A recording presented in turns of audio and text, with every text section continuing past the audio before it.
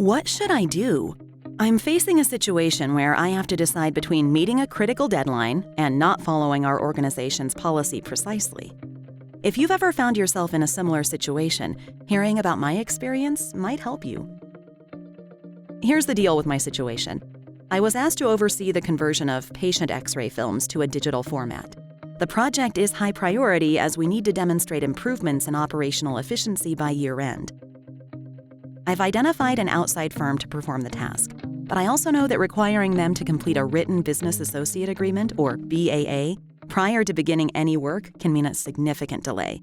And I need this project to get started as soon as possible if I have any hope of finishing it by year-end. So now I'm not sure if I should proceed with the project, knowing that the business associate agreement will be signed so I don't get behind? Or do I refer the third-party firm to our legal department, knowing that doing so will likely cause me to fail to achieve my assigned goal? Actually, once I thought things through, the decision wasn't as challenging as it seemed at first. Consulting our organization's policy again and speaking to our legal department helped me clarify the best course of action. I'm hoping that you can learn from what I discovered. The issue here concerns the HIPAA Security Rule. The HIPAA Security Rule requires healthcare professionals to secure protected health information, or PHI, from data breaches, tampering, or deletions. HIPAA security encompasses three main areas: administrative, measures to ensure that patient data is correct and accessible by authorized parties; physical, measures to prevent physical theft or loss of devices containing PHI; and technical, measures to protect networks and electronic devices from data breaches and unauthorized access.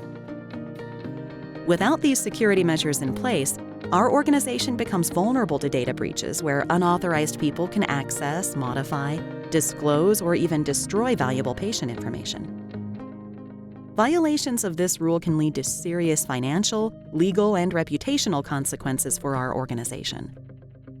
Once I understood the definition of HIPAA security, the next step was to be alert to all possible vulnerabilities that could compromise our systems and data. I learned that some examples include failing to update software systems or enforce procedures, failing to prevent loss or theft of unencrypted devices containing PHI, failing to restrict access to patient data by former employees, or posting clinical appointments on a public internet access calendar. In addition, we should always be alert to anyone attempting to gain access to our system or facilities. Even when our devices are locked, an experienced hacker can enter systems if they have physical access and enough time. Be sure to contact building security immediately if you notice any person, whether it's an employee or a stranger, in any unauthorized area. Avoid conversations about patient information in public spaces, and be sure to protect all devices against theft or loss of data. Finally, I discovered that to ensure the security of health information, we all must take specific security precautions, such as make timely system updates and routinely run pre-approved antivirus applications, as instructed by our IT department. Only download items from trusted sources. Lock computer, laptop, and phone screens when they're not in use. Use secure passwords and update them in a timely manner. Never share passwords. Never leave devices unattended or in public view, and report instances of theft to IT immediately. Always encrypt confidential information sent by email or uploaded to the cloud. Always use virtual private networking, or VPN, instead of using unsecure public Wi-Fi.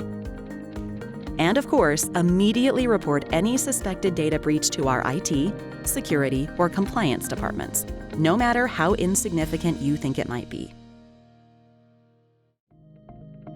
As you can probably tell by now, I decided not to start the project using the outside firm without the BAA in place. Yes, it did cause a short delay in the project, and I was anxious waiting to get started, but I know I did the right thing. And I avoided any consequences of violating our organization's policy and the law, leaving our information safe and secure. That certainly made me feel better, and I hope the information is useful for you too.